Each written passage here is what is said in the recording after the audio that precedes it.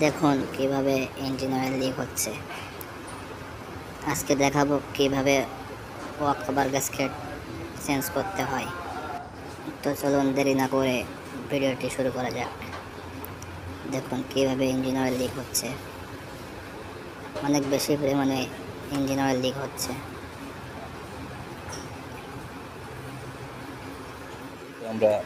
প্রথমত আমরা ওয়্যারগুলো রিমুভ করে নিব।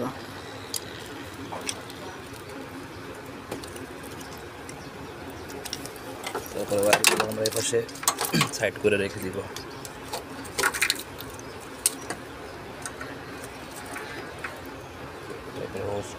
তারপরে আমরা হোসগুলো রিমুভ করে নিব। এরপরে কাজ হচ্ছে দুইটা স্ক্রু, 12 নম্বর স্ক্রু, এই দুইটা রিমুভ করব। এরপরে সব কিছু কয়েল প্লাগগুলো রিমুভ করে নিব। দেখুন কয়েল প্লাগগুলো রিমুভ করতেছি।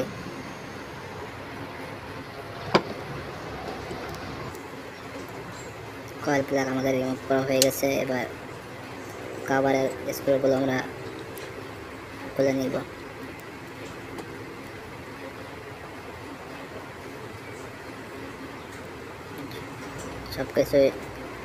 সবগুলোই 10 নম্বর নাট, এগুলো আমরা খুলে নেওয়া হয়ে গেছে।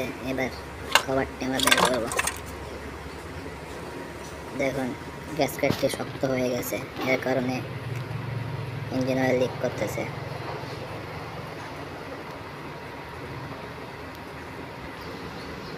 দেখুন গ্যাসকেটটি কী পরিমাণ শক্ত হয়ে গেছে। এমন শক্ত হয়ে গেলে ইঞ্জিন অয়েল লিক করবে। দেখুন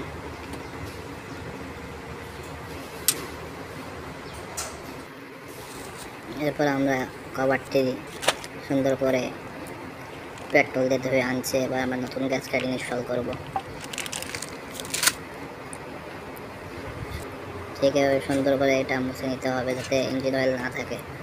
যদি ইঞ্জিন অয়েল থাকে তাহলে পরবর্তীতে আবার লিক করার সম্ভাবনা থাকবে। এই জন্য আমরা পেট্রোল দিয়ে ভালোভাবে ধুয়ে নেব। এবার আমরা নতুন গ্যাসকেটটি ইনস্টল করছি। এবার এখানে আমাদের হাউজিং আছে, হাউজিংয়ের জোড়ের মুখে আমরা কাম দিয়ে দিব যাতে এখান থেকে লিক না করতে পারে।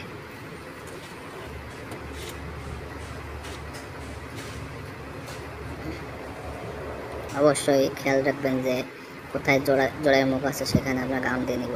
দেখুন আমাদের কাজটি পুরো